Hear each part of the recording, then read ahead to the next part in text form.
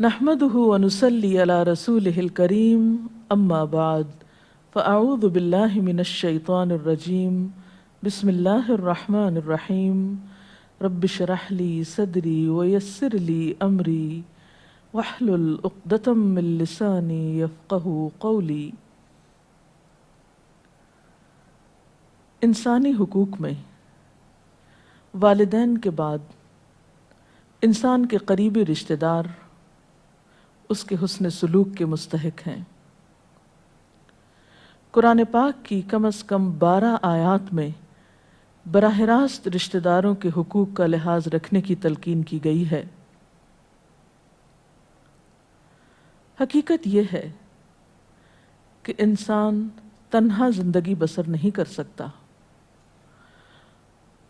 اسے جذباتی طور پر، روحانی طور پر اپنی ترقی کے لیے انسانوں کی مدد کی ضرورت ہوتی ہے، اور مدد کرنے والے انسانوں میں سب سے پہلے اس کا واسطہ اس کے قریبی رشتہ داروں کے ساتھ پڑتا ہے۔ اگر انسان کو ان کا تعاون حاصل رہے تو زندگی کے بہت سے کٹھن اور مشکل مراحل آسانی کے ساتھ طے ہو جاتے ہیں، زندگی خوشگوار گزرتی ہے۔ اور اگر انسان کے قریب ترین رشتہ داروں اور انسانوں کے ساتھ تعلقات اچھے نہ ہوں تو انسان کے لیے زندگی کا سفر ایک کٹھن سفر بن کر رہ جاتا ہے۔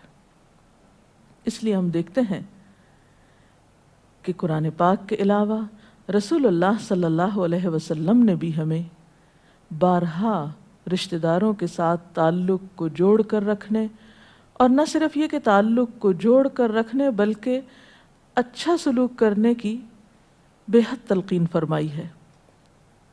قرآن پاک میں اللہ تعالیٰ فرماتے ہیں ان اللہ یأمرکم بالعدل والاحسان وایتاء ذی القربی، بے شک اللہ حکم دیتا ہے تم کو عدل کا، احسان کا اور رشتہ داروں کو دینے کا۔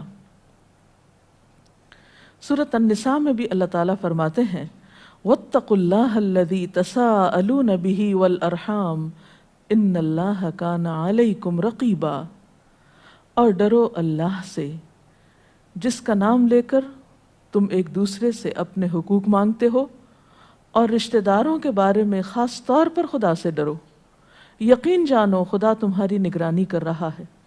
گویا کوئی انسان اگر اپنے رشتہ داروں کے ساتھ زیادتی کرتا ہے یا ان کا حق نہیں دیتا تو براہ راست اس کا یہ عمل اللہ تعالیٰ کی نگاہ میں ہے، اور قیامت کے دن اس سے یعنی انسان سے اللہ تعالیٰ اس کے بارے میں سوال کرے گا اور انسان کا محاسبہ کرے گا۔ ایک اور آیت میں ارشاد باری تعالیٰ ہے والذین ینقضون عہد اللہ من بعد میثاقہ ویقطعون ما امر اللہ بہ ان یوصل ویفسدون فی الارض اولئک لہم اللعنۃ ولہم سوء الدار۔ وہ لوگ جو اللہ کے عہد کو مضبوط باندھ لینے کے بعد توڑ ڈالتے ہیں اور ان رشتوں کو کاٹتے ہیں جن کو جوڑنے کا اللہ نے حکم دیا ہے، اور جو زمین میں فساد پھیلاتے ہیں وہ لعنت کے مستحق ہیں۔ یعنی ایسے لوگ اللہ کی رحمت سے دور ہیں اور ان کے لیے آخرت میں بھی بہت برا گھر ہے، سوء الدار۔ گویا رشتہ داروں کے ساتھ حسن سلوک کرنا انسان کے لیے اس دنیا اور اگلی دنیا میں کامیابی کا سبب ہے، اور اس کے برعکس ان کے ساتھ بدسلوکی کرنا، ان کا حق ادا نہ کرنا، یہ انسان کی بدقسمتی کی علامت ہے اور شدید نقصان کا سبب ہے۔ تو آئیے ہم دیکھتے ہیں کہ اس سلسلے میں ہمارے دین کی تعلیمات کیا ہیں۔ حضرت ابو ایوب انصاری رضی اللہ تعالی عنہ روایت کرتے ہیں کہ ایک شخص نے کہا یا رسول اللہ صلی اللہ علیہ وسلم، مجھے ایسا عمل بتائیے جو مجھے جنت میں داخل کرے اور جہنم سے دور کر دے۔ تو نبی کریم صلی اللہ علیہ وسلم نے فرمایا تم صرف اللہ کی عبادت کرو، اس کے ساتھ کسی کو شریک مت ٹھہراؤ، نماز قائم کرو، زکوٰۃ دو اور رشتہ داروں سے اچھا سلوک کرو۔ تو گویا اس حدیث کی روح سے بھی یہی بات سمجھ میں آتی ہے کہ جنت میں لے جانے والا عمل اور دوزخ سے دور کرنے والا عمل رشتہ داروں کے ساتھ حسن سلوک ہے۔ نبی صلی اللہ علیہ وسلم نے مدینہ تشریف لانے کے بعد بالکل ابتدائی تعلیمات جو لوگوں کو سکھائیں، ان میں بھی رشتہ داروں کے ساتھ حسن سلوک کی تلقین ہمیں ملتی ہے۔ حضرت عبداللہ بن سلام کہتے ہیں کہ پہلی بات جو میں نے نبی صلی اللہ علیہ وسلم سے سنی تھی وہ یہ تھی کہ اے لوگو، سلام کو خوب رواج دو، کھانا کھلاؤ اور رشتوں کو جوڑو، اور راتوں کو نماز پڑھو جب کہ لوگ سو رہے ہوں، تم امن کے ساتھ جنت میں داخل ہو جاؤ گے۔ گویا جنت میں داخلے کے لیے رشتہ داروں کے ساتھ حسن سلوک شرط ہے۔ جہاں اللہ تعالیٰ نے اپنی عبادت کا حکم دیا، وہاں ساتھ ہی انسانوں میں سے خصوصی طور پر رشتہ داروں کے ساتھ حسن سلوک کا درس دیا۔ ایک اور حدیث میں آتا ہے، حضرت ابو ہریرہ رضی اللہ تعالیٰ عنہ سے روایت ہے، آپ نے فرمایا اللہ تعالیٰ جب مخلوق کو پیدا کر چکے تو رحم نے کھڑے ہو کر اللہ کا دامن پکڑ لیا اور عرض کیا، یہ مقام اس کا ہے جو کاٹے جانے سے تیری پناہ لے رہا ہے۔ اللہ تعالیٰ نے فرمایا، کیا تو اس بات پر راضی ہے کہ جو تجھے جوڑے میں اسے جوڑے رکھوں اور جو تجھے کاٹے میں اس کو کاٹ دوں؟ رحم نے کہا، بے شک میرے رب، میں اس بات پہ راضی ہوں۔ اللہ تعالیٰ نے فرمایا، تو یوں ہی ہوگا۔ یہاں کاٹے جانے سے مراد کیا ہے؟ اللہ کی رحمت سے کاٹا جانا، اور جوڑے جانے سے مراد کیا ہے؟ اللہ کی رحمت سے جوڑا جانا۔ یعنی وہ شخص خاص طور پر اللہ سبحانہ و تعالیٰ کی رحمت میں ہوتا ہے، اس کی نظر عنایت میں ہوتا ہے، جو اپنے رشتہ داروں کے ساتھ تعلق برقرار رکھتا ہے، باوجود اس کے کہ ان کی طرف سے وقتاً فوقتاً تکلیفیں اور آزمائشیں آتی رہتی ہیں۔ اس سلسلے میں عموماً یہ کہا جاتا ہے کہ رشتہ دار تو ہمارے ساتھ اچھا نہیں کرتے، ہم ان کے ساتھ اچھا کیسے کریں؟ بات یہ ہے کہ جو ہم سے اچھا کرے اس کے ساتھ اچھا کرنا تو کچھ بھی مشکل نہیں۔ آپ نے یہ فرمایا کہ وہ شخص صلہ رحمی کرنے والا نہیں جو بدلے کے طور پہ کرتا ہے، یعنی کوئی اس سے اچھا کرتا تو وہ بھی کر دیتا ہے، بلکہ اصل صلہ رحمی کرنے والا وہ ہے، یعنی اس حکم پر عمل کرنے والا اصل میں وہ شخص ہے کہ جب اس سے قطع رحمی کی جائے، اس سے تعلق کاٹا جائے تو وہ صلہ رحمی کرے، وہ حسن سلوک کرے۔ گویا اصل صلہ رحمی اس صورت میں ہے جب دوسری طرف سے رسپانس نہ ملے، جب دوسرا اچھا نہ کر رہا ہو۔ اسی لیے آپ صلی اللہ علیہ وسلم نے رشتہ داروں پہ مال خرچ کرنے کا دگنا اجر بتایا ہے، تاکہ انسان اس صورت میں بھی ان کے ساتھ بھلائی کرتا رہے، اپنے مال کے ساتھ ان کی خیرخواہی کرتا رہے جب ان کی طرف سے کسی قسم کا کوئی فائدہ حاصل نہ ہو۔ آپ نے فرمایا کہ مسکین کو صدقہ دینے سے صرف صدقے کا ثواب ملتا ہے، جبکہ رشتہ دار کو دینے سے دوہرا ثواب ملتا ہے، ایک صدقے کا، دوسرے رشتہ داری کے حقوق ادا کرنے کا۔ پھر اسی طرح آپ صلی اللہ علیہ وسلم نے کچھ اور فائدے بتا کر بھی انسانوں کو اس بات پہ آمادہ کیا کہ وہ رشتہ داروں کے ساتھ اچھا کیا کریں۔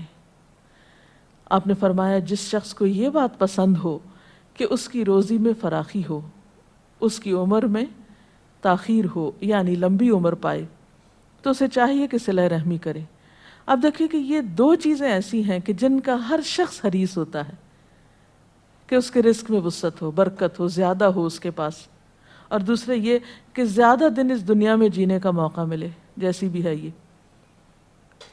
تو ان دو چیزوں میں اضافے کا سب طریقہ، اضافے کا نسخہ کیا ہے؟ رشتہ داروں کے ساتھ بھلائی کرنا۔ اسی طرح دنیا کے فائدے کے علاوہ آخرت کا فائدہ بھی بہت بہترین ہے، اور وہ ہے جنت کی شکل میں۔ اور اس کے برعکس رشتوں کو کاٹنے والے کے لیے سخت وعید ہے کہ وہ جنت میں نہ جا سکے گا۔ آپ نے فرمایا، لا يدخل الجنت قاطع رحم، وہ شخص جنت میں نہ جا سکے گا جو رشتوں کو کاٹتا ہے۔ پھر اسی طرح آپ صلی اللہ علیہ وسلم نے یہ بھی فرمایا کہ ایسی قوم پر اللہ کی رحمت نازل نہیں ہوتی جس میں رشتوں کو کاٹنے والے لوگ موجود ہوتے ہیں۔ گویا چند لوگوں کی سزا یا چند لوگوں کے اس عمل کا خمیازہ باقی لوگوں کو بھی بھگتنا پڑتا ہے۔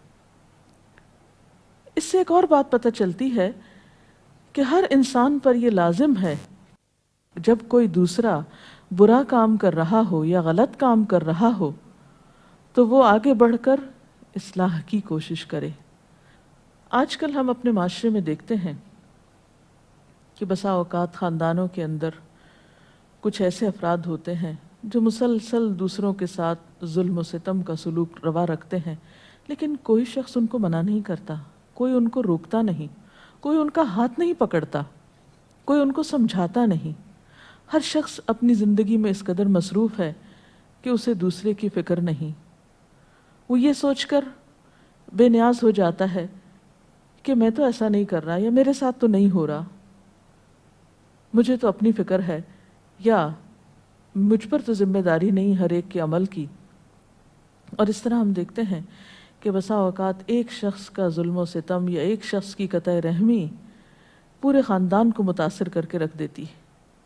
اور حدیث کے الفاظ سے بھی صاف ظاہر ہے کہ ایسی قوم پر، ایسے لوگوں پر اللہ کی رحمت نہیں اترتی جن کے اندر ایسے لوگ موجود ہوں۔ گویا دوسرے لوگ اگر چاہتے ہیں کہ ان پر خدا کی رحمت نازل ہو تو انہیں چاہیے کہ ایسے لوگوں کو سمجھائیں، ان کا ہاتھ پکڑیں، ان کو ظلم سے روکیں۔ حقیقت یہ ہے کہ انسان نقصان میں ہے۔ والعصر ان الانسان لفی خسر الا الذین آمنوا وعملوا الصالحات وتواصوا بالحق وتواصوا بالصبر۔ قسم ہے زمانے کی، یقیناً انسان نقصان میں ہے سوائے ان لوگوں کے جو ایمان لائے، جنہوں نے اچھے کام کیے، ایک دوسرے کو حق کی تلقین کی۔ اور حق کی تلقین میں اس بات کی تلقین بھی ہے کہ ایک دوسرے کو انسانوں کے اور اللہ کے حق ادا کرنے کی طرف بھی متوجہ کیا جائے۔ یعنی جو شخص حق دینے میں کوتاہی کر رہا ہو اسے اس بات سے روکا جائے۔ وَتَوَاصَوْا بِالْحَقِّ نقصان سے بچنے کا نسخہ ہے، وَتَوَاصَوْا بِالصَّبْرِ اور ایک دوسرے کو صبر کی تلقین کرے۔ اب دیکھیے کہ اس صورت کی روح سے ہمیں کچھ بہت اہم باتیں پتہ چلتی ہیں۔ پہلی بات تو یہ کہ انسان خسارے میں ہے، اور بچنے کا طریقہ کیا ہے کہ ایمان لا کر نیک عمل کرے۔ یہ تو اس کے اپنی ذاتی زندگی تک محدود ہیں، لیکن اس کے ساتھ ساتھ اجتماعی زندگی میں وتواصوا بالحق وتواصوا بالصبر کرے۔ اب آپ دیکھیے کہ خاندانی زندگی کے اندر یہ کام کس طرح کیا جا سکتا ہے۔ وتواصوا بالحق کا کیا مطلب ہے کہ ایک شخص اگر ہمارے ہی رشتہ داروں میں، ہمارے ہی خاندان میں ایسا پایا جاتا ہے جو دوسرے اہل خاندان کا حق ادا نہیں کرتا، تو ہمیں اس سے بے نیاز نہیں ہونا، ہمیں اس کو تلقین کرنی ہے، اسے اس بات پہ مجبور کرنا ہے کہ وہ دوسروں کا حق ادا کرے۔ اور دوسری طرف وتواصوا بالصبر، ایک دوسرے کو صبر کی تلقین کرنا کہ جس کے ساتھ زیادتی ہو رہی ہو اسے انتقام لینے پر نہ اکسایا جائے یا جلد بازی نہ کرائی جائے، بلکہ اسے صبر کی تلقین کی جائے۔ مثلا اگر دو بہن بھائیوں کے تعلقات آپس میں اچھے نہیں تو دیکھا یہ جائے کہ کون زیادتی کر رہا ہے اور زیادتی کرنے والے کو زیادتی کرنے سے روکا جائے، اور دوسری طرف جس پہ ہو رہی ہے اس کو بھی نرمی سے کام لینے اور صبر کرنے کی تلقین کی جائے۔ یہی وہ طریقہ ہے، سنہرا طریقہ جو قرآن نے ہمیں بتایا ہے نقصان سے بچنے کا، ہمارے خاندانی معاملات میں بھی، اجتماعی معاملات میں، اور بحیثیت امت مسلمہ کے، کہ ایک دوسرے کو نیکی اور بھلائی کی طرف لے کے چلنے والے ہوں۔ تعاونوا علی البر والتقوی، اور اس کے برعکس ولا تعاونوا علی الاثم والعدوان، گناہ اور زیادتی کے کاموں میں ایک دوسرے کے ساتھ تعاون نہ کرنے والے۔ اللہ تعالیٰ سے دعا ہے کہ وہ ہمیں بہترین انسان بنائے اور ہمارے معاشرے کے اندر باہم انسانوں کو ایک دوسرے کا حق ادا کرنے والا بنائے، تاکہ اس دنیا میں بھی انسان سکون پا سکے اور آخرت بھی باعث سکون ہو۔ اس سلسلے میں اگر کوئی سوال آپ کے ذہن میں تو آپ کر سکتے ہیں۔ السلام علیکم۔ وعلیکم السلام۔ ایک اکثر مسئلہ جو لوگ سامنے کرتے ہیں وہ یہ کہ ہم لوگوں سے اس لیے دور رہ رہے ہیں کہ ان کی وجہ سے ہمیں کوئی شر پہنچتا ہے، تو ہم ان کے شر کی وجہ سے ان سے دور رہ رہے ہیں، ہم خود ان سے قطع رحمی نہیں کر رہے. یہ بات کہاں تک درست ہے؟ اس سلسلے میں بات یہ ہے کہ یہ نہیں ہو سکتا کہ کبھی کسی انسان کو دوسرے انسان سے تکلیف نہ پہنچے. ماں اور بچے کا باہم تعلق بہت محبت کا تعلق ہوتا ہے، لیکن بہت دفعہ آپ نے دیکھا ہوگا کہ ماں بچے پہ کسی وجہ سے خفا ہو جاتی ہے، بچہ والدین سے کسی بات پہ ناراض ہو جاتا ہے. یہ چھوٹی موٹی باتیں ہر جگہ پر ہوتی رہتی ہیں، لیکن ان چیزوں کو جب تک ہم معاف نہیں کریں گے، ایک دوسرے سے درگزر نہیں کریں گے، بات نہیں بنے گی. ان چیزوں کو تعلق کاٹ لینے کے لیے بہانہ نہیں بنانا چاہیے، ان چھوٹی چھوٹی غلطیوں کو. بلکہ ہمیں تو یہاں تک ملتا ہے قرآن پاک میں، سورۃ النور میں ایک واقعہ آتا ہے، واقعہ بہت معروف ہے. حضرت عائشہ رضی اللہ تعالیٰ عنہ پر جب کچھ لوگوں کی طرف سے الزام تراشی کی گئی تھی، تو ان لوگوں میں ایک شخص وہ بھی تھا جن کی مالی معاونت حضرت ابوبکر صدیق رضی اللہ تعالیٰ عنہ کیا کرتے تھے. جب انہیں پتہ چلا کہ الزام لگانے والوں میں وہ بھی شامل ہیں، تو آپ نے ان کی مدد روک لی. اس پر اللہ سبحانہ وتعالیٰ نے خاص طور پر تلقین کی کہ اہل فضل اس بات کی قسم نہ کھائیں کہ وہ غریب مہاجر رشتہ داروں کی مدد نہیں کریں گے، بلکہ چاہیے کہ وہ انہیں معاف کر دیں. کیا تم نہیں پسند کرتے کہ اللہ تم کو معاف کر دے؟ تو بات یہ ہے کہ رشتہ داروں سے سنگین غلطی بھی ہو جائے تو دل بڑا کر کے اس کو معاف کر کے درگزر کر کے احسان کا رویہ جاری رکھنا چاہیے. کیونکہ اگر انسان ہر بات کا حل اور علاج یہی سمجھے کہ دوسرے کے شر سے بچنے کے لیے اس سے تعلق توڑ لیا جائے، تو پھر کون انسان ہے کہ جس سے ہمارا تعلق باقی رہ سکتا ہے؟ اگر ہم غیروں کے معاملے میں دل بڑا رکھتے ہیں تو اپنوں کے معاملے میں بھی جب تک دل بڑا نہیں رکھیں گے، دوسروں کے قصور معاف نہیں کریں گے، تو تعلقات کبھی بھی اچھے ہو نہیں سکتے. رشتہ داروں سے حسن سلوک یا صلہ رحمی کا جہاں کہا جاتا ہے، تو اس حسن سلوک کی کوئی خاص ڈیفینیشن یا کوئی خاص حقوق آتے ہیں، یا یہ ایک عام سا لفظ ہے کہ نیک سلوک کیا جائے؟ نیک سلوک میں بنیادی طور پر تو یہ ہے کہ آپ کی طرف سے ان کے ساتھ جب معاملہ ہو تو اس میں خیر خواہی ہو، ہمدردی ہو، ان کی بھلائی مقصود ہو. ویسے تو ایک مسلمان کے دوسرے مسلمان پر جو حق ہیں وہ ان کے لیے بھی ہیں، لیکن عام انسانوں کے مقابلے میں ان کا حق زیادہ ہے.